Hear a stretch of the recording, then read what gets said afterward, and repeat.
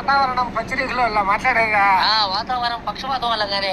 పక్షవాతం వల్ల నేను ఇంకా పచ్చిరీకులు అనుకున్నాను. నాయన వాతావరణం హెచ్చరిక వరమయ్యా నాయన. కాదు సార్, ఏడైతే తెలుగు వాళ్ళు ఉంటారో ఆడంతా వర్షాలు పడతాయి. నిజమేనా? అవును పెద్దాయన, తెలుగు రాష్ట్రాల్లో భారీ నుంచి అతి భారీ వర్షాలు పడతాయి. అదే సార్, మా కూతురుని ఎక్కడ వానే పడలేదంటే. మీ కూతురు ఏడున్నది? సార్, మా పెద్ద కూతురు ఖతర్ లో ఉన్నది, మా రెండో కూతురు దుబాయ్ లో ఉండే, మా మూడో కూతురు కోయిట్ లో ఉన్నది. ముగ్గురు కాడ వానపడలేదంట. ఏమిటి నువ్వు చెప్పేది? పెద్దగా ఏడ తెలుగు మాట్లాడితే ఆడ పడతాయా వాన? కాదు సార్, తెలుగు రాష్ట్రాల్లో వాన పడతానని చెప్పినావు కదా నువ్వు పేపర్ లో. పెద్దయినా మన ఏపీలోయా?